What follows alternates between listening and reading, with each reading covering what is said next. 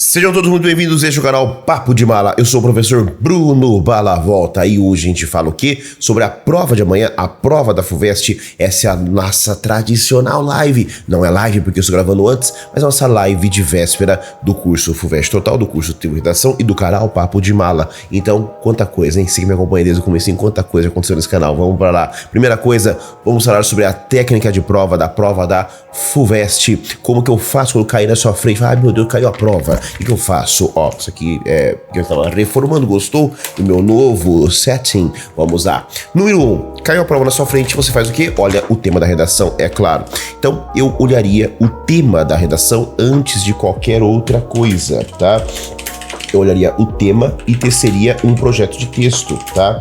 Olhar o tema, então vamos por partes, uma coisa de cada vez? Então vamos lá. Primeiro eu olho o tema, tá? Então fechou, eu vou olhar para o tema e aí eu vou fazer o quê? Eu vou fazer uma análise primeiro semântica do tema. Essa é a primeira coisa que nós fazemos, tá? Eu olho para o tema e faço uma análise semântica do tema, das palavras do tema. Uma vez que eu fiz uma análise semântica das palavras do tema, eu faço o quê? Eu vou fazer algumas perguntas. Eu pergunto se ele é um tema, um problema, se ele possui um problema explícito ou implícito. Se ele for implícito, eu preciso explicitar o problema. Como que eu faço isso? Criando um problema, perfeito? Esse problema, em geral, o pessoal faz na forma de pergunta, mas não precisa ser na forma de pergunta. Eu preciso escolher agora a minha abordagem, tá? Então, eu vou criar um projeto de texto, em cima do quê? Em cima de um ponto de vista. Então, eu crio o meu ponto de vista, perfeito? Eu vou criar este meu ponto de vista e em seguida eu vou estabelecer os recortes. Então, se for, por exemplo, um tema psicológico, se for um tema social, quais são os 3 tipos de tema da FUVEST, né? Eu sempre digo que são filosófico ou abstrato, ou então social, e tem mais um que o pessoal não fala, mas eu gosto de falar, que é o crítico, né? O crítico é aquele tipo de tema que te pede um posicionamento frente ao seu mundo, né? Um olhar sobre o seu mundo, por exemplo, de que forma o passado contribui para a compreensão do presente, tá? Ou um tema autoral do Trivium, o autoritarismo ontem e hoje, perfeito? É social? É, mas também é crítico.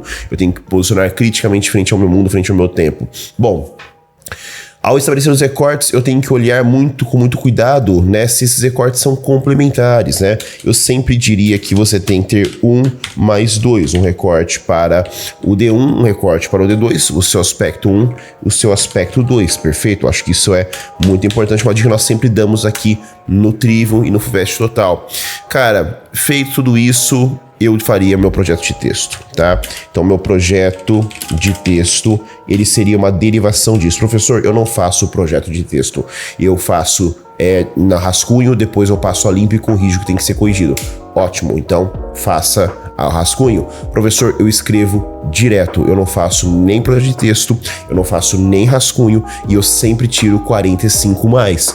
Cara, então vai na fé. É o seu estilo de escrita. Eu não vou te condenar agora à véspera, né? E também certamente jamais condenaria. Acho que você tem plena consciência de onde vale a pena você gastar o seu tempo. Eventualmente, para você vai esses 5 pontos a mais que você poderia pegar se fizesse uma redação perfeita não fazem sentido, porque te tiram direito te tiram tempo da prova de língua portuguesa, tudo bem?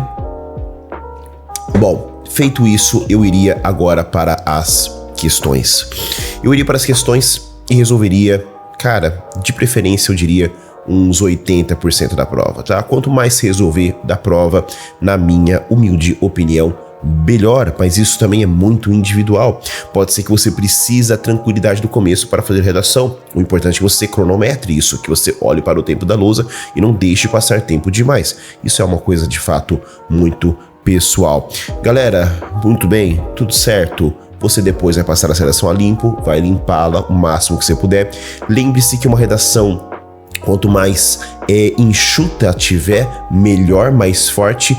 Excesso de adjetivos não são desejáveis, corte-os. Excesso de advérbios não são desejáveis, recorte-os, deixe uma redação mais substantiva e ela ficará mais forte. Eu nunca vi um texto ser limpo, ser limpado e ficar mais fraco. Quanto mais limpinho ele tiver, mais forte ele fica. Vamos falar um pouco agora sobre a literatura. Meu povo, com relação à literatura, quem faz parte aqui do Trivio já fez o nosso simuladinho, já sabe que eu já apontei ali alguns pontos importantes para nós pensarmos, mas eu vou retomar aqui os pontos mais fundamentais, a meu ver, das obras e as possíveis relações entre elas. Número 1, grande aposta de todo mundo, Água Funda, um livro silenciado historicamente que aparece na prova da FUVEST, não cai na primeira fase e agora aparece na segunda fase. Será que é a hora deste livro cair? Eu pausei, tocou o telefone, cara, e era absolutamente nada de importante. Poxa vida. Vamos lá. Água Funda é um livro escrito por Ruth Guimarães e que vai narrar para nós um lapso de tempo de praticamente 100 anos. Que começa antes da abolição da escravatura, no final da abolição, no final do período escravocrata e após o período da abolição da escravatura. Bom, em que a escravidão ela é meio que mantida por vias indiretas em diferentes formas de trabalho em que ocorrem abusos. Eu destacaria a questão do enredo, tá? Então nós temos um enredo muito fragmentado em que os primeiros 3 capítulos possuem um núcleo narrativo e do 4º até o 16, se não me falha a memória, nós temos um outro núcleo narrativo completamente diferente. Isso é bem fora da curva, quase um caráter rapisódico. Por quê? Porque a narrativa é permeada pela oralidade. Então nós temos um narrador que se aproxima do narrador oral, o contador de causos, o contador de histórias. Este narrador oral de Água Funda, ele se manifesta de diferentes formas aqui neste livro, tá? Eu acho, inclusive, que esse é o melhor ponto do livro. Deixa eu ver se eu consigo abrir aqui com vocês. É o melhor ponto do livro, a melhor parte de Água Funda é isso, tá? E é um livro, inclusive, fantástico. Então eu destacaria a questão da narratologia.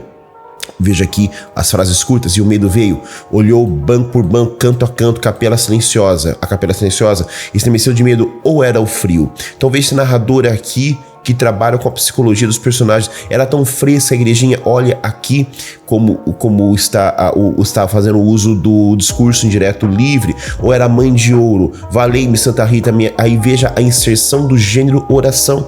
Uma questão simulada falava sobre isso, né? A inserção do gênero oração aqui no meio. Então nós temos de fato aqui, galera, uma narrativa muito experimental, tá? A lá Guimarães Rosa, na minha opinião, muito melhor que Guimarães Rosa. Quem me conhece sabe que eu não sou o maior fã do estilo Guimarães Rosa. Eu até gosto dos enredos, não gosto da linguagem do Guimarães Rosa. O Antônio Cândido, professor da USP, aqui no prefácio, ele vai justamente ressaltar o quê? Ele ressalta que não há aqui o cacoete do regionalismo, né? Coisa que o Rosa trará um pouco, este cacoete de imitar a dicção regionalista, etc e tal. E a Ruth Guimarães não faz, cara. Ela consegue ter um narrador muito verossimilhante, tem muita verossimilhança, é de fato escrito por alguém que conhece essa variante caipira com muita profundidade. Lembre-se, se passa no Vale da Paraíba, tá? O que mais eu poderia destacar para vocês, cara? O tema do destino. Então lembre-se que tanto Joca quanto a Sinhá pagam pelas suas escolhas de destino, ou seja, são pessoas que desrespeitam o destino. O Joca zomba da mãe de ouro, enquanto a Sinhá vai destruir o amor verdadeiro da filha e da escrava que ela compra, Joana dos Anjos, é uma coisa assim. Então, é um tema sobre o destino, mas aí tem a aparição da companhia, e a companhia faz o que? Ela desagrega as relações nativas, né, tradicionais que estão ali, porém perpetuando certos problemas, como é o caso do pessoal lá da ferrovia, né, que vai fazer um trabalho meio escravo. Por quê? Porque é a dialética do Cândido, em que o Brasil é um país que quanto mais se moderniza, mais arcaico fica, porque embora se modernize, ele não vai conseguir dar conta dos seus paradoxos. Então, número 1, de Água Funda, eu diria a negritude e o narrador oral. Então, este narrador oral, ele tem um pé muito forte na questão da literatura negra, tá? Então, nós temos aqui uma literatura muito negra, muito oral. Não é um pé, não, são os 2 pés, tá? É muito forte, de fato, a aparição da negritude e a cultura negra neste romance. Número 2, falemos de que mais? Falemos de Drummond, cara, porque em Drummond, cara, a gente vai ter, em alguma poesia, essa mesma contradição, essa dialética entre modernidade e é arcaísmo, tá? É a mesma coisa. Isso é uma coisa muito comum dentro da poesia brasileira, mas que, embora comum, Drummond faz muito bem e o Água Funda fez muito bem. Então, atenção, né? Aquela imagem, num dos vários poemas que ele faz ali sobre as regiões em volta de Belo Horizonte, que ele fala da igreja, como é que é? A igreja escondida atrás da montanha com vergonha do trem. Entendeu? O trem é a modernidade, a igreja é o arcaísmo. O pessoal bate muito aquela coisa do Ghost, né? A fase Ghost, Afonso Solano de Santana, ninguém aguenta mais ouvir falar sobre isso. É muito chato, eu detesto esse estudo do Afonso Solano de Santana. Eu adoro Afonso Solano de Santana. Afonso Solano de Santana, que é um cara foda, você é foda. Eu adoro seu texto sobre o cortiço, inclusive. Eu acho que você é um cara foda. Eu pago pau pra sua crítica. Mas eu não curto muita divisão em fases, porque eu gosto de pensar o Drummond como uma coisa una, né? E eu concordo que é muito didático, não tem nada melhor do que a divisão do Afonso Solano de Santana para dar aulas, mas eu não acho que a aposta da USP vá nessa direção. Eu acho que ela vai pegar os elementos mesmo de contradição do Drummond ali nessa primeira fase drummondiana. Por quê? Porque o Drummond ali está com muita ironia, é um livro muito irônico, e a ironia se volta para a desconstrução do projeto nacional. Por que esse livro pertence à segunda fase do modernismo? Justamente porque ele é um livro que embate, que quebra o idealismo da primeira fase, idealismo ainda nacionalista, embora um idealismo meio crítico, um nacionalismo meio crítico, mas ainda assim um nacionalismo. Vamos para o nosso número 3. O que nós vamos falar agora no número 3? Bom, eu tô na ordem aqui das lindas ideias da minha cabeça, tá bom? Número 3, vamos falar agora sobre Os Ratos, de Onélio Machado.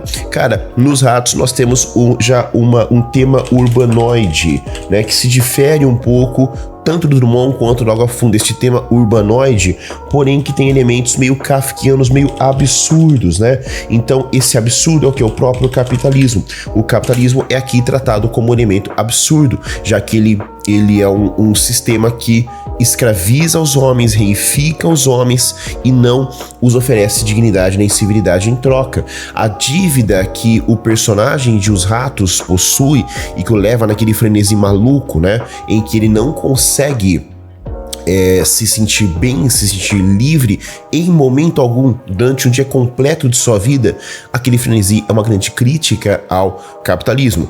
Eu destacaria, do ponto de vista psicológico, um traço do nosso personagem central, que é o fato de que ele não consegue nunca tomar decisões, tá? Ele o tempo todo é levado, tá? Ele é levado pelos amigos, né? É o Duque, não sei o que. São os amigos que resolvem os problemas do Nazianzeno. O Nazianzeno não se mostra capaz de resolver seus próprios problemas e no final, aquele sonho dele ali com os ratos que simboliza, portanto, todo este trauma gerado pelo mundo do capital. É um romance muito tranquilo, muito direto, tá? Eu não vejo muito para onde esse romance possa te assustar. Eu só destacaria, tá na aula do Trivial, essa não tá no YouTube, tá? Que tem uma relação com a psicanálise. É o famoso texto de Freud chamado O Homem dos Ratos, que é a inspiração do nosso de Onélio Machado para a criação desse livro. Para o número 4, o que nós vamos de número 4, hein? Vamos falar no número 4 da poesia ainda da Cecília Meirelles, tá? Bom, aqui de cara falamos de 2, né? Cecília Meirelles, e vamos no número 5 falar sobre o grande Marília de Dirceu, tá? Cara, o Marília de Dirceu e o Cecília Meirelles têm um diálogo muito claro e imediato entre os dois, mas que também está com o Drummond. Drummond recupera no mundo, vasto mundo mais vasto, meu coração, ele recupera o famoso verso de Tomás Gonzaga, que é: eu tenho um coração maior que o mundo. Então Drummond e Cecília, da mesma geração, dialogam com o mesmo autor, que é o Tomás Antônio Gonzaga. Vamos lá, a Cecília, ela é uma neossimbolista, então ela vai trabalhar aqui o tema histórico quase como lenda, né? Então esse livro da Cecília trafega entre a lenda, perfeito, a lenda e a historicidade, porque a lenda tem um caráter histórico, os mitos têm um caráter histórico, e ela reconstrói este ideal perdido de nação ali que o Vargas constrói durante ali os seus anos de governo, da Inconfidência Mineira, todo este cenário, né, cara, ela vai fazer isso valendo-se da forma clássica, dos métodos clássicos, edondilha maior, edondilha menor, verso, decassílabo, tercinas, a terça rima dantesca. O vídeo da Cecília está aqui neste YouTube, basta você assistir caso não conheça a obra. E por fim, o Marília de Dirceu, que é uma obra o quê? Rococó, atenção, rococó mais neoclássica, mais pré-romântica. Então o que você tem que saber identificar aqui? Quando é cada um, tá? Quando é cada um. Quando que vai ser rococó? Primeira parte do livro, excesso de adornos, excesso de enfeites, tema da frivolidade, da sensualidade, da aristocracia caída. Quando é neoclássico? Quando ele começa a fazer um poema mais filosófico, um poema mais reflexivo, um poema mais histórico, tem uma certa historicidade, uma pesquisa histórica sobre a antiguidade, aí vamos para o neoclassicismo. Quando que ele é pré-romântico? Quando adianta a subjetividade do autor, que está preso, locus horrendos ali do final, também da segunda parte. A terceira parte cai? Acredito que não. A terceira parte são textos apócrifos, ninguém sabe se é dele, se não é, os amigos juntaram, Amazona, tá? Então não acho que cai. E se cair, dá na mesma. Lembrando então, se for primeira parte, é rococó. Se for segunda parte, é neoclássico ou pré-romântico. Grande mudança, o locus amoenos vira locus horrendos. Este é o grande elemento para você pensar da diferença entre eles. Número 6, vamos para a ilustre casa de Rapazes. Meu Deus do céu. Ramírez, tá? Cara, este aqui é um livro realmente muito interessante. Eu tive um prazer de lê-lo, como vocês tiveram, alguns de vocês. Alguns não leram, né? Eu sei disso. Vamos lá, muita gente não leu esse livro. Tem muitos alunos que começaram e desistiram no meio, tá? Vamos lá, meu povo. A Ilustre Casa de Ramírez é um livro, portanto, de um essa já velhinho, fazendo as pazes após morar em Paris, morar em Cuba, morar no mundo inteiro. Ele vai fazer as pazes com Portugal. Isso ele faz também no livro A Cidade e as Serras. Aqui nós temos um livro alegórico, né? Temos uma alegoria central, que é aquilo que o meu amigo Valmir Luiz Saldanha destacou, e foi para a aula, foi o Mauri que deu pro Trivium, o Gonçalo é Portugal, tá? Gonçalo é Portugal, meu povo. Então o Gonçalo, ele representa esta aristocracia caída, e ele vai ser uma espécie de não é um anti-herói, né? Ele não chega a ser um anti-herói, mas ele está longe de ser um herói ao longo do romance. Ele não tem a grandeza dos seus antepassados. E por fim, ele acaba recuperando essa grandeza fazendo o quê? Um romance. No simulado do Trivium que eu fiz, tá? Deixa eu abrir aqui. Fiz com muito carinho, o simulado ficou muito bom. Deixa eu abrir, peraí, foi. Ó, nesse simulado eu destaquei um elemento interessante aqui, ó. Eu peguei aqui e perguntei o seguinte, ó. A afirmação do personagem João Gouveia a respeito de Gonçalo é uma chave de leitura, sim. Então você só consegue entender o romance entendendo que Gonçalo é Portugal. Ele representa o colonialismo. E por fim, eu perguntei aqui, ó. A visão do Ronuana se aproxima ou se distancia da do S. de Queiroz? Vamos voltar para cá. Ronuana, escritor de Nós Matamos o Cão Tinhoso, tá? Então, em Cão Tinhoso, nós temos a desconstrução, perfeito? Desconstrução do ideal colonialista, porque quando Gonçalo, no final ali da Ilustre Casa de Ramírez, vai para a África para colonizá-la, os personagens falam que eles estão indo para civilizar, para levar a civilização. Aliás, é um romance extremamente racista, tá? Deixa eu vir aqui pro meu Kindle rapidinho, porque eu vejo se eu consigo encontrar o texto que fala assim dos pretos. Deixa eu achar aqui. Ilustre Casa de Rapazes, tá aqui, ó. Vamos ver se eu consigo encontrar aqui, biblioteca, mostrar cadê aqui, ó. Vamos lá. Tem um trecho, cara, extremamente racista, tá? Ó. Quais trabalhos, minha senhora? Era desembarcar ali na areia, plantar umas cruzes de pau, atirar uns safanões aos pretos. Isso. Essas glórias de África são balelas. Está claro, Vossa Excelência fala como fidalga, neta de fidalgos, mas eu, como economista, eu digo mais, veja que a questão aqui é a fidalguia e a burguesia brigando pela África. Então, tem um fundo racista que, naturalmente, o livro do Ronuana vai desconstruir na medida em que é um livro decolonial, anticolonialista. Então minha pergunta era essa, de que forma eles têm visões diferentes. Então atenção, o livro de Ronuana, ele desconstrói o ideal do Essa de Queiroz, civilizatório. Não levou civilização, levou a barbárie. Não levou civilização, levou barbárie. E a prova disso são os contos de Nós Matamos o Continhoso. 3 deles narrados pelo Guim e outros, né, como o Dina, que possui aquela situação horrorosa do estupro. Então é um livro marcado por estupro, por violência, um livro forte, visceral e que poderá muito ser cobrado, tanto no seu aspecto de enredo, porque é um livro de contos, é fácil para a FUVEST verificar se você leu ou não, né? Muitos contos, você não memoriza de resumo muitos contos, então se você não leu, a FUVEST poderá usar isso contra você.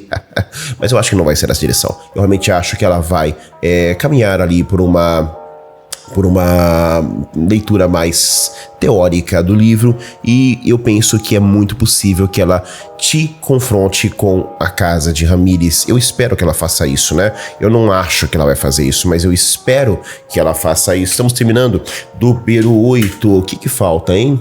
Nem lembro mais. O que falta? Que eu não falei ainda. Nossa, tem mais livro? Nossa, é tanto livro, né? Meu Deus do céu. Deixa eu ver. Falta...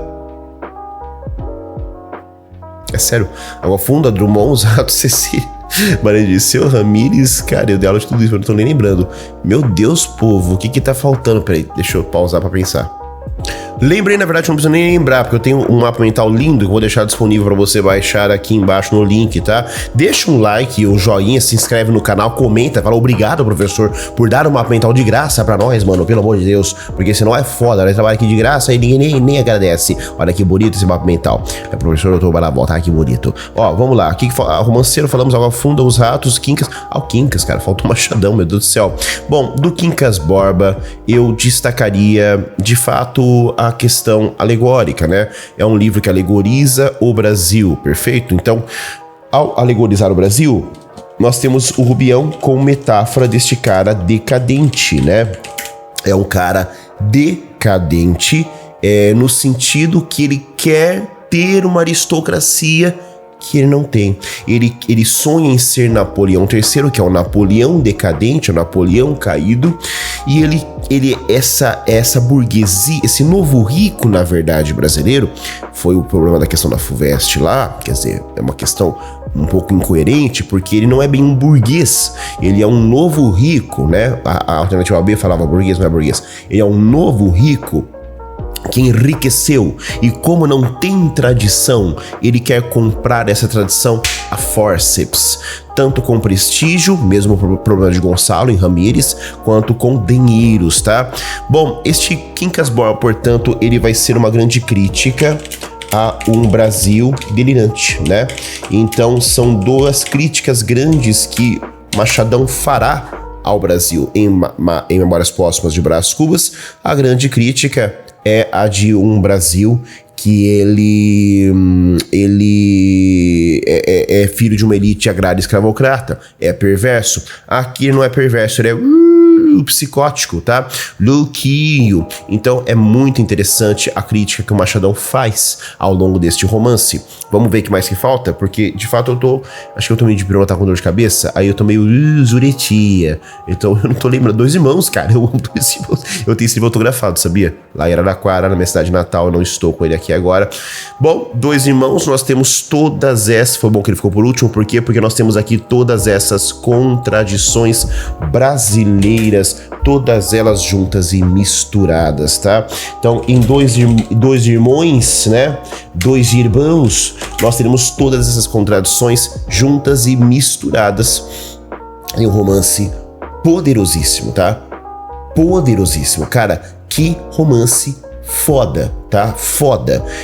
Em 2 irmãos, eu diria que nós temos aqui uma atualização, ou melhor que isso, uma modernização a forceps. É sim, é forceps? Eu acho que sim. Que é quando você tem o parto a forceps, né? A gente usa essa metáfora com uma coisa forçada. É isso mesmo, mas tem um acento, forceps. Então temos uma modernização, galera. A forceps, o que entra ditadura, né? A ditadura e a escravidão. Então a escravidão não foi superada ainda e o governo militar está lá criando o quê? a Zona Franca de Manaus, o Manaus Harbor, né? O próprio nome em inglês me incomoda, né? Por que Manaus Harbor, não Porto de Manaus, né? Então, essas contradições não organizadas que vão ser organizadas por quem? Pelo narrador. Vamos voltar aqui para o meu PDF, para, na verdade, o simulado do Trivium, esse simulado ficou lindo, hein? Eu queria ter disponibilizado para vocês, para todo mundo, mas não deu certo, não deu tempo, mas ele ficou muito lindo, tá? Deixa eu achar a questão aqui sobre o Dois Irmãos, tá? Eu uso aqui o Bose, né? Na poesia e resistência do Bose. Então eu pergunto que elementos da história do Nael permitem aproximar a sua narrativa da ideia de resistência do Bose.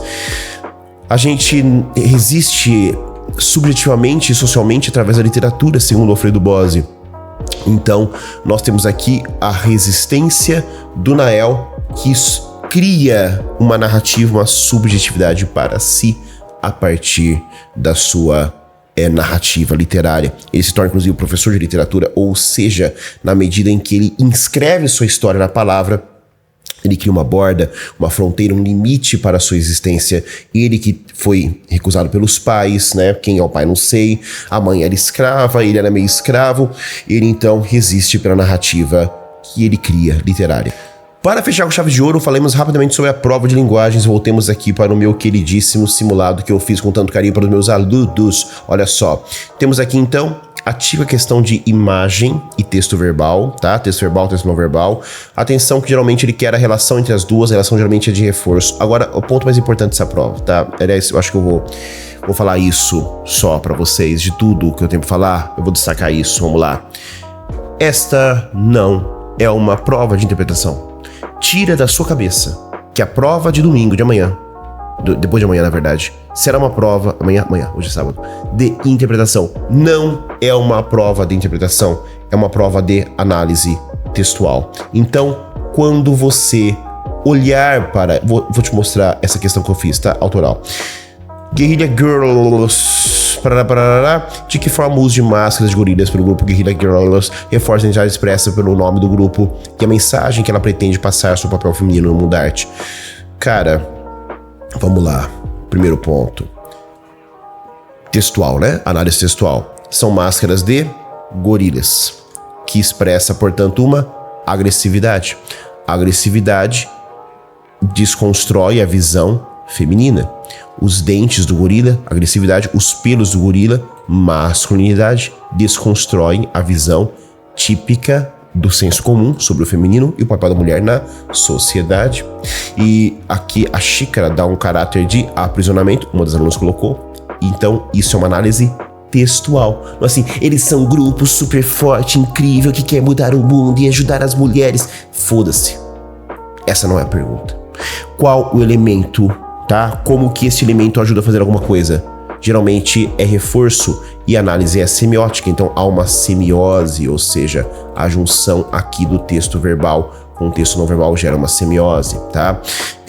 Qual a função sintática de morta? E aí, beleza, aí as questões da FUVEST típicas, interpretação, e aí vai lá, atenção, não é uma prova de interpretação, é uma prova de análise textual. Vamos lá, prova técnica conceitual de análise textual com o instrumental da linguística. Se você teve um professor chatonildo, uma professora chatonilda que ficou enchendo o seu saco com linguagem técnica da linguística, agradeça o professor e use o seu arsenal nesta prova e você não vai se decepcionar. Esta foi a revisão breve, mais precisa, concisa, mas maravilhosa do Bruno Malavolta, do canal Papo de Mala, do Trivium Redação e do FUVEST Total. Eu só tenho a agradecer a todos vocês por tudo de bom que vocês fizeram por mim esse ano. Se você fizer algo melhor ainda agora, me dar um like, um joinha, vou ficar eternamente grato. Desejo todo o sucesso do mundo para você na sua empreitada. Um beijo, um queijo, meu povo. Adeus.